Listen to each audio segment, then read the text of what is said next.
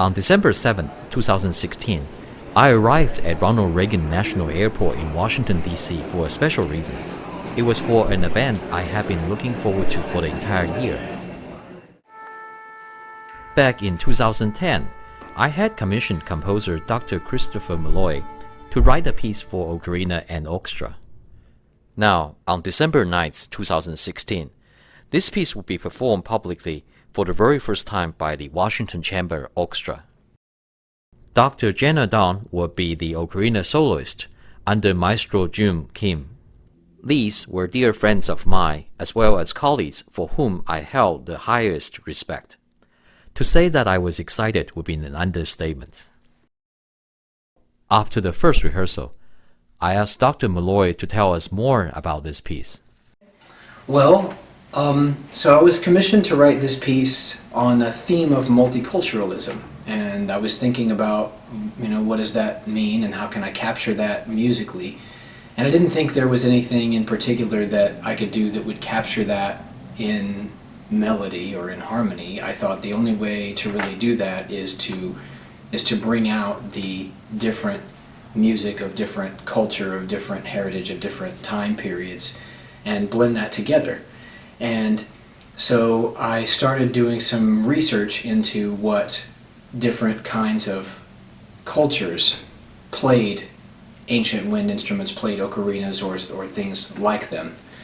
And it was really interesting to kind of do some of the research, and I spent a few weeks before I even really started writing very much musical material just thinking about what kinds of music would these instruments have played and in what contexts.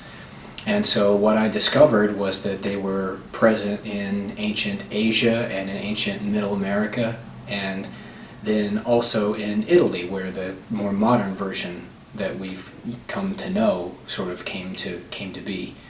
And so I started thinking about, well, okay, let's start with what these would have sounded like when they really were made, and the kind of music that they really would have played, and how can I make those happen. So what began then was just kind of writing some melody and thinking in terms of melody and scale. So you have what in this piece is the Asian music that's represented by this Phrygian scale that would have been authentically played by these instruments, as well as ancient string instruments and percussion that were in Asia thousands of years ago. And the things that are in this piece in that section are meant to imitate that. So you have the kind of percussion playing and the kind of string playing that would have been in that music too.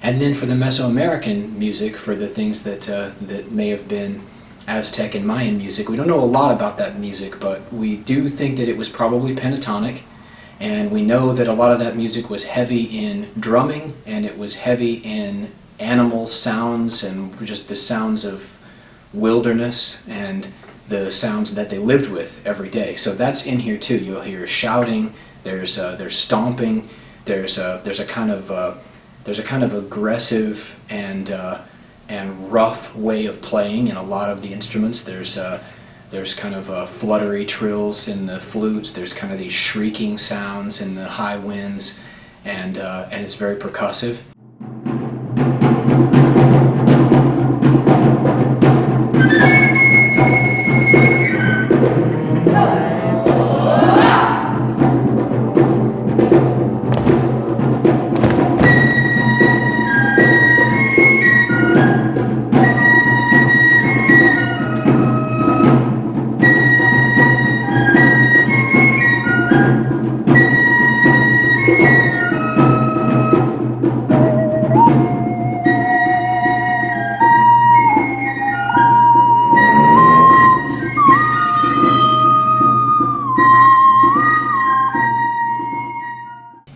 Italian music, there's a saltarello, which is a 6/8 dance.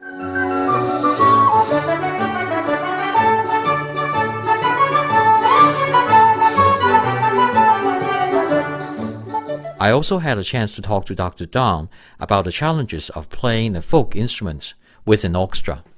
For sure, I wasn't sure what was going to happen standing up there with such an ancient instrument compared to these more modern classical instruments in terms of, we're talking thousands and thousands of years old for the ocarina versus, hundreds of years old for these other instruments.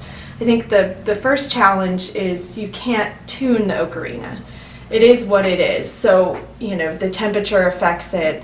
You can try to warm it up with your hands. You can try to blow a little harder or slightly less to change the pitch. But immediately when the oboe plays the A, that's the A that you have to try to match. So that was the first kind of struggle, is making sure that I can match that A. And I think that's also probably something that the composer doesn't necessarily have to deal with on a regular basis, is an instrument that can't be tuned. You're kind of given what you're given. Once we actually got to play through the piece, it was so exciting. We've only played it with the computer background, and getting to hear all the wonderful sounds really puts you in those places that, as Kris is going to probably talk about, the different cultures and different time periods that he's drawing from this piece. So that was really exciting. The way to cast this for a multicultural piece, which is to present there's at the beginning a swirl of these different kinds of music as we kind of pass through time and space in a way that we never could in real life, where we kind of see worlds apart from each other and time apart from each other happen very quickly.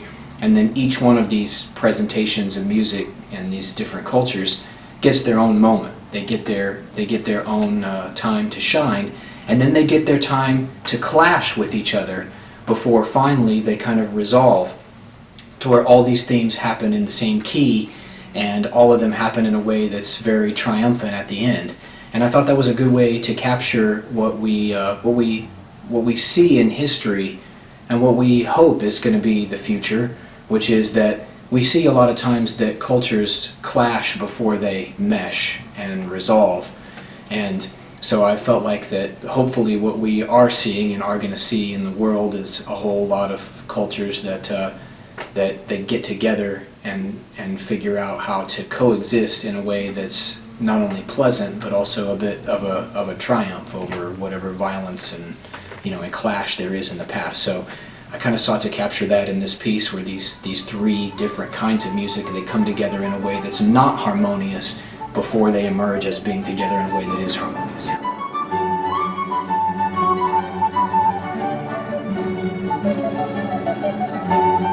This piece for me is a lesson in harmony, not just musically but also culturally. When we can bring together our differences, respect them, and work through them, we find a way to peacefully coexist.